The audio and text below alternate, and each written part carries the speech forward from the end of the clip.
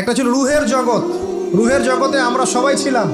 রুহের জগতে যার সাথে যার বন্ধুত্ব ভালোবাসা গভীর ছিল, দুনিয়াতে তার সাথে তার ভালোবাসা বেশি। এটা হয়তো জানেন না, জানতেন হাদিসটা? রুহের জগতে যদি কখনো আপনার সাথে আমার দেখা হয়ে থাকে, দুনিয়াতে আপনার সাথে আমার দেখা হবে ইনশাআল্লাহ। রুহের জগতে যদি আপনার আমার মধ্যে ঘনিষ্ঠ ভালোবাসা থেকে থাকে, এখানেও ভালোবাসা হয়ে যাবে ইনশাআল্লাহ। আবার রুহের জগতে বিদ্বেষ, এখানেও দেখবেন বিদ্বেষ।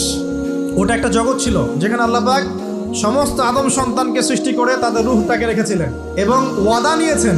কি ওয়াদা? আল্লাহ পাক বলেছিলেন আলাস্তু বিরাব্বিকুম, সূরা আরাফের 182 নম্বর আয়াত পড়ে দেখবেন। 182 নম্বর আয়াত আল্লাহ পাক বলেছিলেন যে আমি ওয়াদা নিয়েছিলাম, আলাস্তু বিরাব্বিকুম, আমি কি তোমাদের রব নই?